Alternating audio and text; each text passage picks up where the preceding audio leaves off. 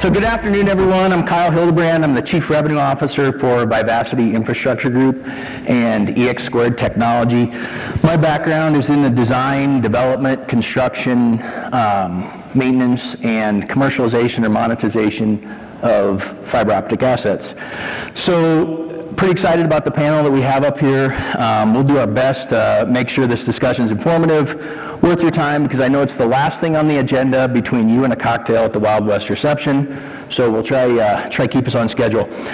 You know, we're all here because, you know, we know broadband access is essential. It's essential for our modern life, and at its core, it's not divisive, it's not partisan. It's really one of those things that enables our technology-driven life, and it's just going to keep going there. We all see it. We're all consumers. We all know exactly how that works. But, you know, all of us in the room are dedicated to ensuring that everybody has access in one way or another. All of our companies and our business models and our customers might be a little bit different, but in the end, you know, we all have the same passion, and I think that's for everyone in this room. You know, we want this industry to be successful, that telecommunications infrastructure industry. So this is certainly one of the most fun and exciting times that this industry's had in a long time, but it doesn't come without its share of challenges. So one of the biggest challenges is physical access to the public right-of-way for deploying fiber infrastructure projects and working with right-of-way owners in various permitting jurisdictions so that you can build within the right-of-way and you can get that infrastructure in the ground and available to the folks out there that really need it. A recent report was published by the Bent Institute for Broadband and Society, and it was noted that, quote, historic levels of funding will also generate historic levels of construction, and this will put enormous pressure on local governments. Local governments are generally responsible for approving the construction of the infrastructure within municipal boundaries. They do this through their local permitting processes, which can involve reviewing permit applications, inspecting work, coordinating municipal activity. These processes take time and resources, and not every government is equipped for the wave of coming construction. So I think that sums up a lot of the right-of-way challenges that we have, you know, right off the bat. And because fiber, you know, focused broadband is so essential that the next several years, you know, being historic in nature, I think this session is really about some of the challenges that are being addressed with some real-world anecdotes from kind of a diverse group of companies that are representative here. So with that, I'd like to introduce my panel. So Matt, I don't know if you want to introduce yourself. Thanks. Matt Doran with Crown Castle, manager of permitting and utilities across the West. Proud to oversee a team securing entitlements for both fiber and wireless infrastructure as Crown Castle's network footprint continues to grow. Hi, Garner Duncan, Vice President of GovEd and Wholesale, and quickly moving into Gov Affairs as well. Currently based in Houston, and we are growing nationally quickly. Sure, Alberto Garcia, I'm the Government and Community Affairs Manager at G-Fiber, with my regions being Colorado, Utah, and Idaho. I'm personally based here out of Denver. I came from a long public sector background, worked for the city of Denver, worked for the state, was on the city council in Westminster up here in Colorado, so I was on the other side for a long time, so I think it brings a unique perspective as we negotiate through these right-of-way agreements, and look forward to sharing some of these stories. Yeah. And I'm Christopher Shipley. I'm the Executive Director of Public Policy for INCOMPAS, the home base in Washington, D.C. Amongst my portfolio of issues is reducing barriers to deployment. So happy to be here today to talk about that. All right, thanks. Christopher, I'll probably just start with you since you just finished up, but I think to set the stage of what we're looking at, you know, INCOMPAS has a wide lens and a broad member base, and you're looking at things and really advocating for competition across all networks. And so I'm sure you hear about challenges that come from your members and within the industry. I mean, can you give us some examples of some of those as it pertains to accessing rights of way or permitting or anything, you know, that kind of it's what it takes to get stuff in the ground? Sure, absolutely. It's interesting, you know, as I reflected on what I wanted to say, you know, leading up to the panel, I was thinking back over the course of the day, and there were 3 letters that as a regulatory attorney, I didn't hear very much, and that was FCC. And it was startling to me just because as a regulatory attorney, you know, we're working on a daily basis trying to navigate the challenges for our members on some of the issues that the FCC is considering, but it really made me admire and appreciate the recognition, I think, that was in the room, that in addition to some of the regulatory work that must be done, it's really important to develop and really work on relationships with some of the gatekeepers that we have and that competitive providers run up against, whether that is building owners. I know we're here to talk mostly about public rights of way, but there are private as well. Whether that is railroad crossings, whether that is pole attachments and utilities or investor-owned utilities that own poles. There are a number of these issues that Encompass has been working on, and as members bring them to us, we're doing our level best to advocate on your behalf, primarily before the FCC. I can say that while, I think the work that a lot of our members are doing to create these relationships and to, certainly, I think, lead to incredible results. We've also had some exceptional results through the organization on a regulatory basis over the last couple of years. Let me take you back, obviously, to 2018 and the adoption by the FCC of the One Touch Make Ready regime. That went into effect in 2019 and has been the law of the land in terms of pole attachments now for about 5 years. In February of 2022, Encompass has been working on this, how do we get access for our members to multi-tenant environments, both residential and commercial, and we were able to successfully advocate for changes that allowed greater access to multi-tenant environments, including prohibiting exclusive revenue sharing agreements, and then also greater transparency around exclusive marketing arrangements. In December of just last year, the Commission issued a fourth report and order. And you know what? Never mind. They issued an order on pole attachments that I think is really going to accelerate wireline deployment for our members. Specifically, they adopted a new method to resolve pole attachment disputes.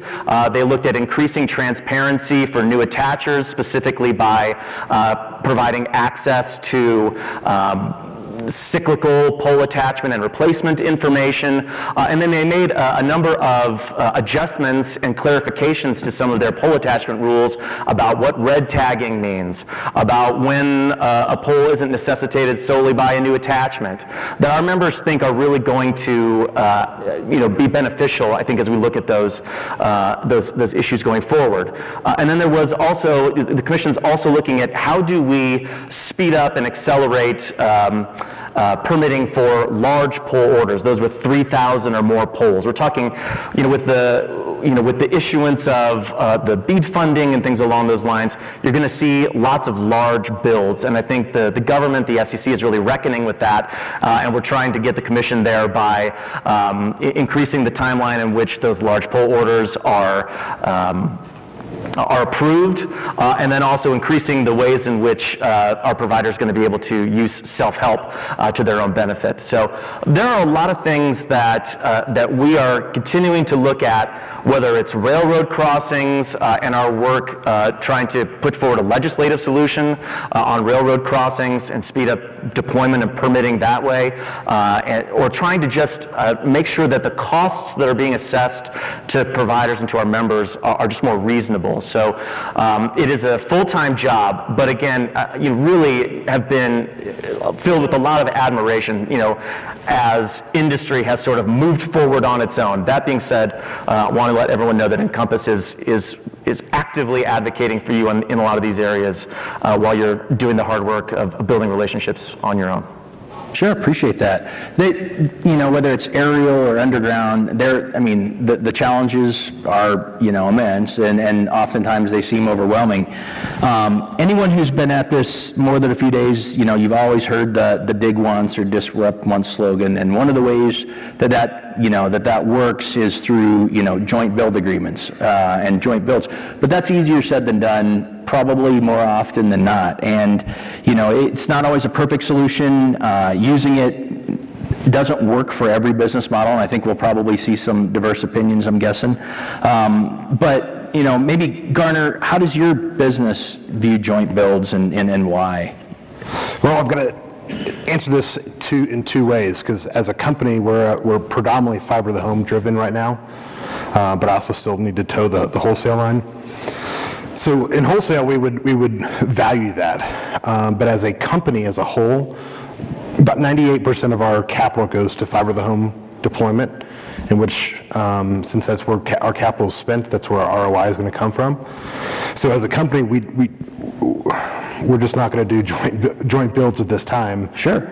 Just due to we want to own the customer from the home moving forward. Yeah, that's one of the answers I probably expected there, from, and that's why I think we'll probably see a diverse group of opinions. So, Alberto, where do joint builds fit in your plans with G-Fiber, and how do they come into play for you? Yeah, no, absolutely. The dig once is a great concept, and when it works, that's awesome, because it minimizes the disruption to the infrastructure, and mostly for greenfields, for new builds, we are all, we definitely are a part of that. And as we get notification, it's, we'll go out there, we'll put our fiber in as those new communities are being developed. It's just that there's lots of logistical issues that go with that, which is, do we get enough notification so that our teams can plan, our teams can get out there? And then you're having to make a strategic decision of, hey, there's going to be this open trench in an area we may get to in 3 or 4 years. Do we go and expend the capital to get there now, or do we not? And so there's a lot of business decisions that go into doing that as well. So it's just not as easy as somebody calling and say, hey, this trench is going to be open next week. Do you guys want to come in? There's a lot of factors that go into it, and when it works, great. We all want to be a part of it, but there's just sometimes that it's not going to work for us just because of either notifications or strategically it's just not viable at this time. How often do you see it work out? I mean, it's not very, very infrequently, or, I'd say it works out. Here's a political answer: average. Right. Middle. And I'd say it depends. And I think in some of our more established markets, for example, in Utah, where we've been there for a decade, it's one of our bigger markets. We've developed those relationships with the developers, and so we get a lot of notice that, hey, this is coming, and so that we can plan for it, we can adjust accordingly. And I'd say there it works out a little bit more than, say, in Colorado, where it's one of our relatively new markets. We may not have those relationships yet, and we may not have such a wide build out yet for if we're going to be able to go and target these areas and say, okay, that's a little bit off, but we will get there eventually. So I'd say it's on a case-by-case basis, but it definitely in one of our more established markets, it seems to work out a lot more. Sure. It depends. Yeah, it depends, yes. So, Matt, Crown Castle's business model is, and their customer base, very different than certainly Easy Fiber or Google Fiber. How does that affect how you look at joint builds, and maybe what are your typical joint build partners, if that's something you do? Sure, yeah, and I wouldn't answer too dissimilarly from Alberto and Garner. It's a tool in the toolkit, and of course, as an infrastructure provider who seeks long-term to lease that infrastructure, we hope to be there first and be that option. So it's about being pragmatic and making a good decision around the capital long-term as a return. But I'd say our partners that we seek out and have had greatest success usually are in the utility and public space as opposed to other private providers. And examples would be DOTs across the West, where we can partner with them on the vertical component, where we can provide vertical real estate for them to have cameras, sensors, additional communications, and then there's some joint agreement on the underground component, and really offset the burden of capital, often in really difficult to reach areas, and kind of reach being the emphasis there, where we can get places that otherwise we couldn't. But it obviously just comes down to the economics. And on the speculative piece, that's something we're in a disciplined mode to, again, avoid the temptation of what appears to be, cheap access. But if there's no future, it's probably not appropriate. Okay, so let me take that just a little bit farther. So as you're thinking about, the things you're going to do and the builds you're going to do, so permitting's always a schedule wild card, and that's kind of your forte, but, that challenge can, or that can create a challenge for any well thought out deployment plan. I mean, it doesn't matter how good your plan is, all depends on that. So different permitting jurisdictions have different requirements. They have processes that are, very different sometimes. Their timelines are different. There's never, the easy button, and that just doesn't exist in permitting. How do you approach the permitting process to get clearance to build on that right away? I mean, are there best practices that you use? Is there a regular process? How do you start there? Yeah, I could talk on this forever, so I'll try and condense, but I hope this doesn't come as much of a surprise. It's really the basics, and I would start with good work product. We utilize and seek to always develop professionally internally, but also our outside vendors, having an exceptional knowledge of the local codes, ordinances, and prevailing codes for conditions on the engineering side. You wouldn't believe just the lift you get on efficiency to secure entitlements just based on the quality of work product. So it really starts there, starts at home. Also, this conversation came up earlier, I think in some other panels, talking at large about the constraint of human capital. I don't think that's any different for our municipal partners, if not sometimes even more. We're coming in with ambitious projects, and Alberta, you know this well, having spent time at a city, those are our counterparts that we have long-term trust-building relationships that need to be invested under tight timeline. And that is not an easy undertaking, but it does start with establishing that credibility with delivering good quality work product. I'd also say understanding their codes and ordinances as an expression of the community's values. And what I mean by that is it's no mystery where they might have priorities or roadblocks because they've codified that. So having an understanding of that before we go in with what works best for us, it's amazing what a bit of due diligence ahead of time to modify our build plan can yield long-term results. Because the city's been around a lot longer than our build plan has been, we're seeking to be a long-term neighbor, an occupant in their communities.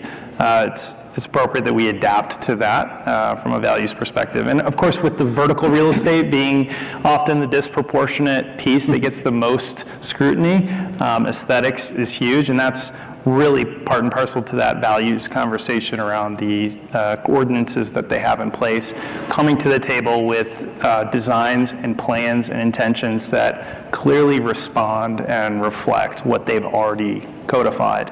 I think it sends we know it sends a positive message that we're coming as a partner, as opposed to an expectation that this is what we need and figure out a way to permit it.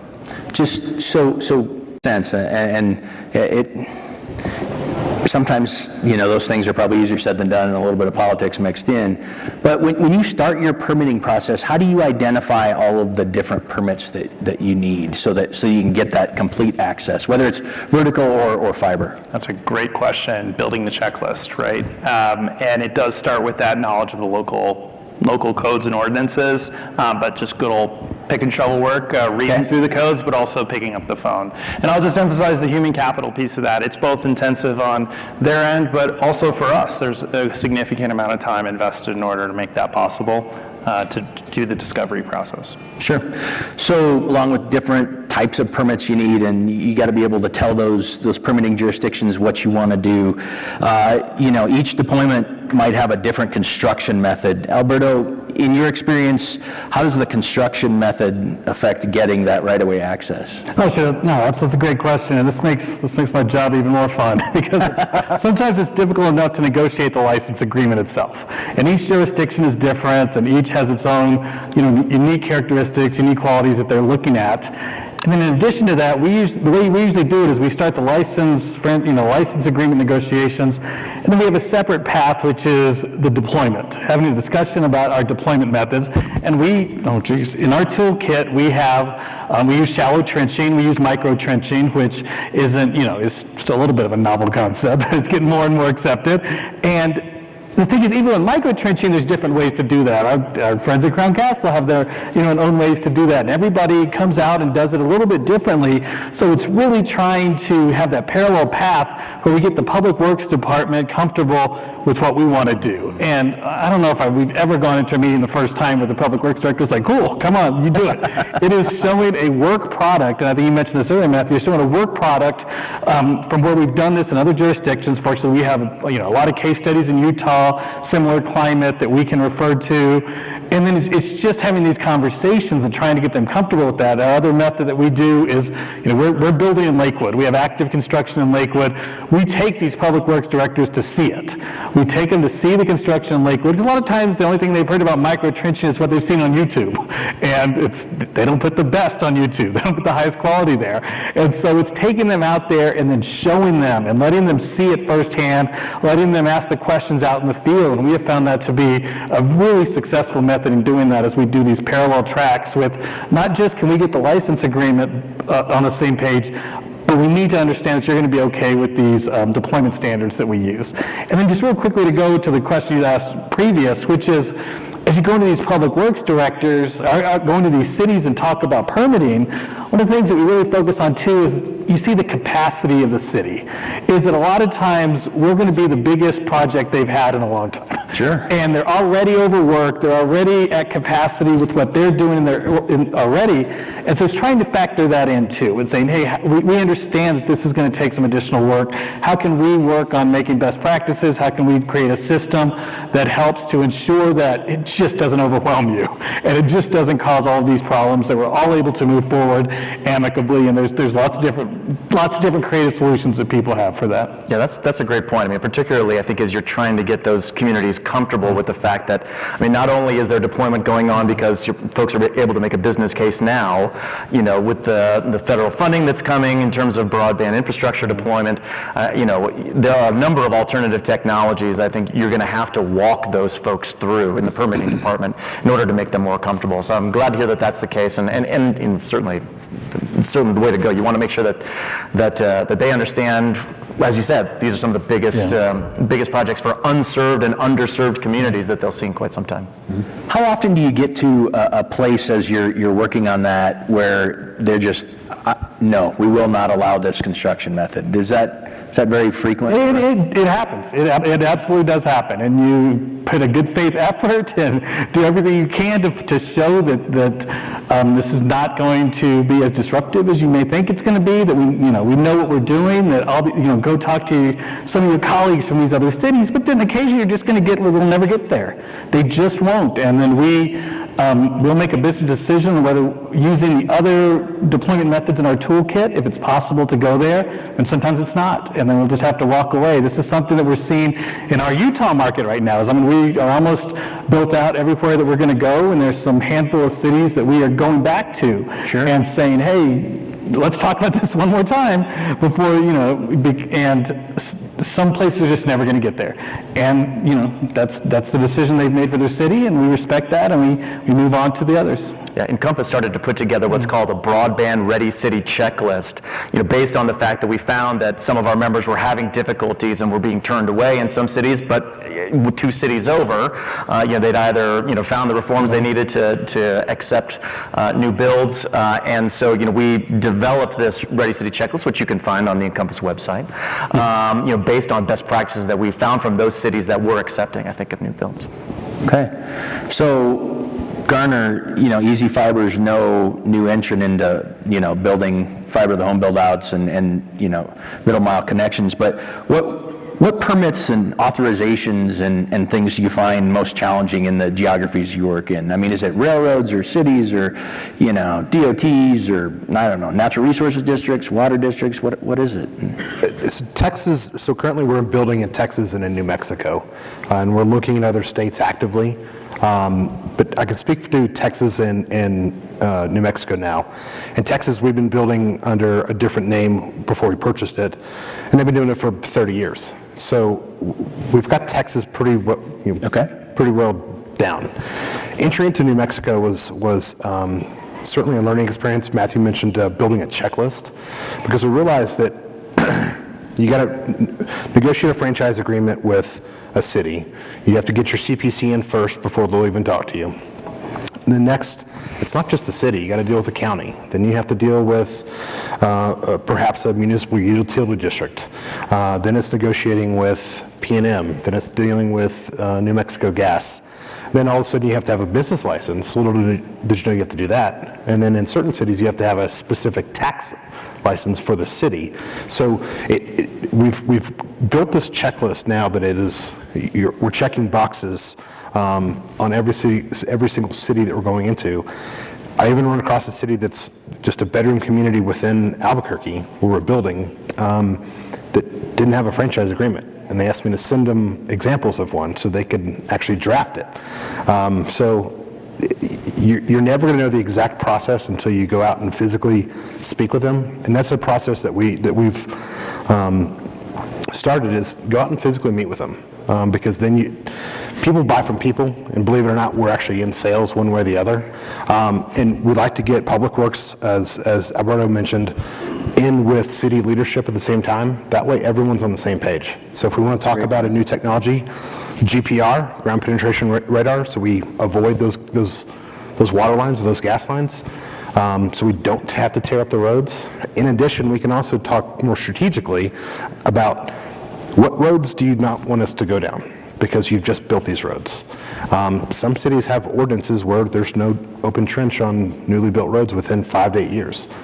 So they don't want any asphalt cuts, and so that's when you explore these new technologies. So, it starts with building the checklist from the state all the way down to individual cities, and just doing just the legwork, the hard work. Sure. Kyle, can I add on to that real quick? Just something I said is that you made a great point about making sure the public works directors are in those meetings. Because when we reach out to these cities, usually it's the city manager and or the mayor will be in here, they'll be super excited, they're like, oh yeah, we want to bring Google Fiber here, come on. They haven't talked to the public works director. Absolutely. And so, they're really excited because, it's a big win for them. And then you talk to the public works director, who's like, you want to do what? And so it's really making sure that at those meetings, the first one or the second one, that those right people are there, that the public works director is there, streets is there, the city engineer is there, to make sure that everybody's on the same page. And if they do have issues, you can address those then before it gets too far into the process, and then it's it really makes everybody look bad when you have to just stop those negotiations as they're gone further through, because it started to build buzz. Maybe the public elected official has said something. Oh, we're getting pretty close to the Google Fiber. And then we have to pull back. So it's really that's a great point I just wanted to reiterate. It's just making sure that all those right people are in that room. Yeah. You save yourself delays is ultimately what it boils down to. Okay. So Consensus amongst everyone. I can't help but agree, and also tack on just an example of that. I know we often talk about these strategic political initiatives from, federal all the way down, but even state or even mayoral elected. Don't underestimate the power of a organic, whisper campaign or socializing of an idea that's compelling. These civil servants are passionate about their job, and we're bringing exciting new technology. There's some intrinsic joy and value and satisfaction they get out of helping deploy that. That can be priceless compared to the endorsement of a mayor, and especially a public works director. Kind of bring the curiosity of an engineering department, a streets department who hasn't seen a new technology in 50 years. Like, here's something cool, and you'd be surprised that we've seen great success, and it's really rewarding personally to be able to bring this upward, and then suddenly you're catching electeds up on what's coming to my city, and it's pretty cool, and it's incredibly powerful, because when we have to execute, they're the same ones who have ownership and sense of buy-in. Okay. Well, let's bring this permitting topic kind of completion, but one last question probably for you, Matt. Well, when your teams are working on permitting, what are the longest lead time permits that they identify early on? Oh gosh, I'd probably put it in one singular category. It was brought up earlier in sessions today, and that's power. Frankly, the ability to deliver power to a site.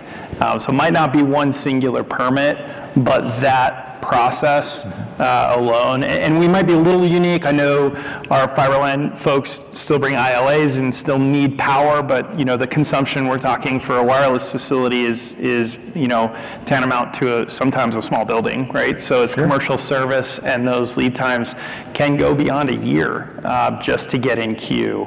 And depending on the jurisdiction, the requirements of who is allowed as a labor force to implement that can protract even further. serve. So as a whole, it's power delivery and any permitting entitlements that go with that.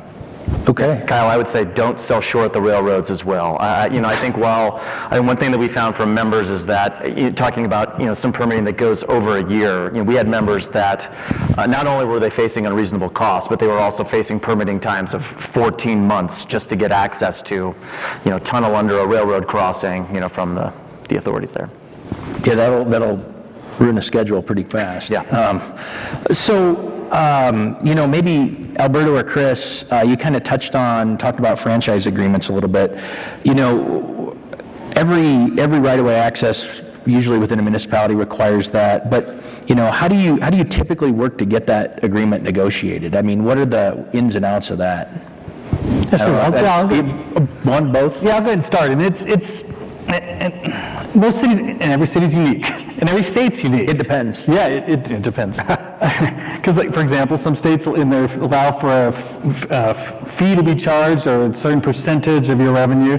Other states don't. So it's the intricacies of that. But just on a nuts and bolts level, it's that initial phone call to city manager, to the mayor, to saying, hey, here's what we want to do, here's what we want to do, here's who we are, and this is what we can bring to your city. And we usually have that initial meeting with them, and it's pretty successful. And then you have to have a second meeting when some more decision makers come into the meeting, so the public works director, the city engineer, streets, and it's really just making sure, answer the questions, showing the body of work that we've done. I mean, that's what we bring, is the body of work and what we hope to do into the city. And Colorado is one of our newer markets, so there wasn't a lot of experience here, so we had to bring it from out of state and show them what we've done in similar climates, similar jurisdictions, and get buy-in that way.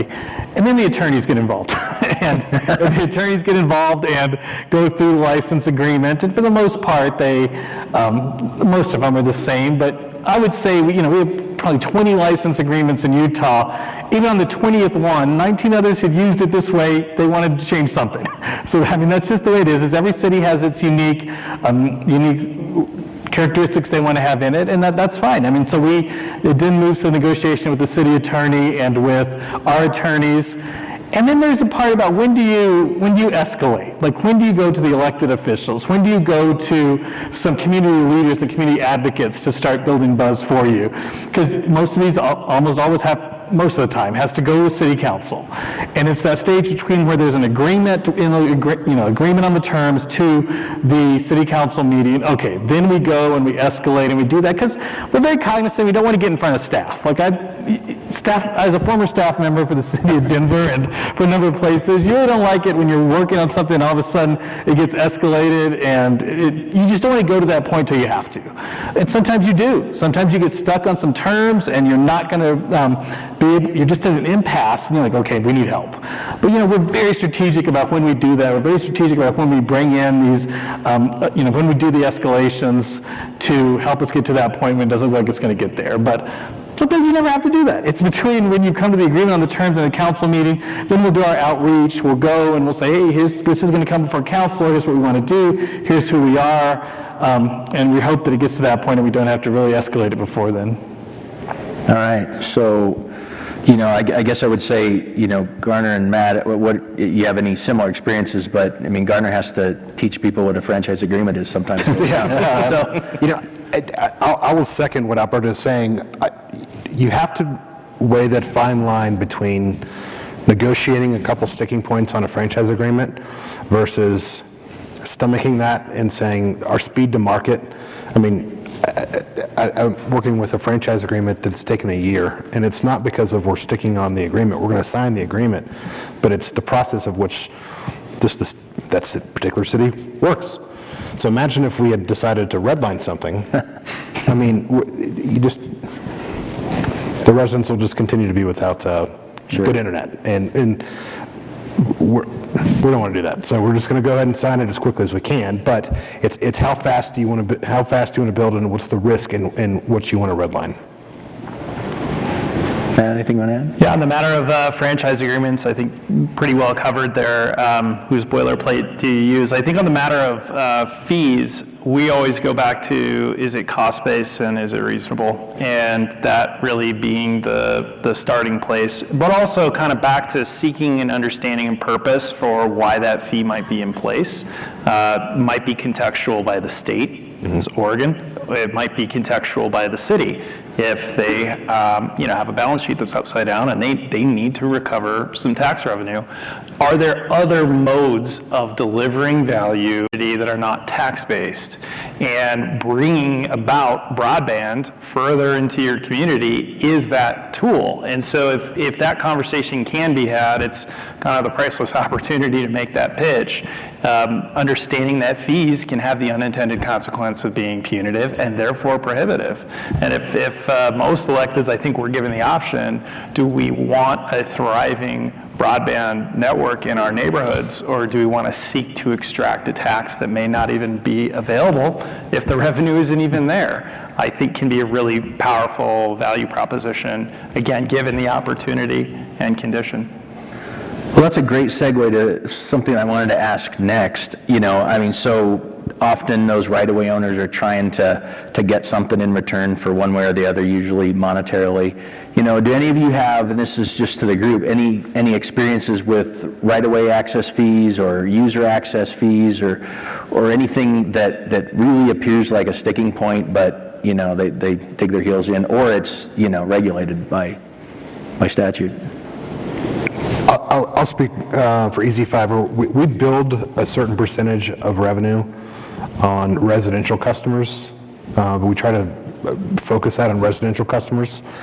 We build that into our investment thesis to where we make sure that our mortgage and our IRR are where they need to be at the end of our build platform and then further out. So we're okay with it. Where we have a sticking point, I guess, is when we start building it for enterprise clients where there's no precedent for it in that particular city or that state. And ultimately, in turn, what we've seen is those cities and those states, even counties, come back and say, I understand you've got fiber in front of our police station. Can you connect it to City Hall? Okay. Well, we're charging a franchise. You're charging a franchise fee. How about we cap it at this and we go ahead and give it to you for free? Or there's no resolution, so we're going to charge you full market value for it. It all depends on your relationship really ultimately with the city or franchise entity. Okay. I know there are certain states, their departments of transportation have right-of-way access fees or user fees. Georgia, Colorado, Arizona, there's a few others. How do those? If that's in your market, probably Alberta, that it's here in Colorado. How does that affect your decision making? Does it change the design, or do you look at what do you think about? What are you doing there to make those make sense for you? Yeah, no, it absolutely factors into it, and occasionally it does change our design. Colorado, I wouldn't say it's necessarily even the fees that do that. It's just a different timing. It's a different timing structure that goes with getting some of those approved, and sometimes it's just inevitable. You've got to go through that in order to get to this neighborhood or get across the street. We're going to need DOT access, but it absolutely factors into that, and that's something as we do the initial engineering and network build of the city, that's going to factor into all of how that's deployed. Sure. Well, we have a few minutes left, so I wanted to open it up to the audience. Are there any questions out there that, after listening to the panel, that you want to ask? Anything that comes to mind with all my friends? Please.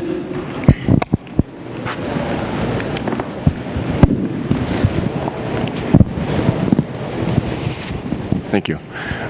My question is, I'm Travis Radner with Great Plains Communications out of Blair, Nebraska, and we've been working with INCOMPAS in the past couple months now, and one of the biggest challenges, I was a senior director of OSP engineering for 25 years for Great Plains, but one of the things that I've always noticed, our biggest struggles was with the federal government, like on your Corps of Engineer permits, reservations, forestry services, and stuff like that. As being a member of INCOMPAS, do your companies have lobbyists or people in place to help strengthen those positions as far as with the federal government and assist us smaller guys, per se. That's what I'm getting at. So I'll start and pass it on. Yes, the short answer is yes, is that we are part of organizations like INCOMPAS that do an amazing job of advocating for the industry, the federal government, and we have a federal lobbyist who is based out of New York City and who does a tremendous amount of work at the FCC and in Congress and doing just these issues. So, we think this is incredibly important, and as part of trade associations and as part of our in-house lobbyists, we're very active in that advocacy. I would just like to recognize Caroline Olson right here. Caroline, if you could raise your hand. Caroline is one of our lobbyists, and she's been banging her head trying to get Congress to consider the American Broadband Deployment Act, some railroad legislation, and obviously she and I and the rest of the team are available, I think, for any kind of conversations that folks want to have, members want to have with us about these issues. But yeah, and we really value, I think, the partnership that we have with our members, especially when they're doing their own legislative work and their own lobbying. So, but Garner, Matt, I'd second that. We currently do not have a lobbyist. However, it is in my budget for next year to hire one. As we expand further and in other states, we're noticing that we need to help start those conversations and have better conversations than what we're having now. Yeah, I'd second what colleagues have said here. It's always posed a unique challenge, especially forestry being one that we uniquely experience more in the West than anything in the NEPA process for that undertaking. Thank you. No advice, maybe just sympathy, that stuff. Well, I will say, when we can go into some of those offices, particularly the ones that, have a state delegation, right? When you're going in to see the sitting senator for Oklahoma or, a district in Nebraska, if we can bring show them that, that their constituents are the ones that have the problem, those are the most impactful stories. And so connecting with us in that way and making yourselves available to tell the story makes it much more likely that, you're going to have a positive result. Great. Please, we'll get you the microphone here.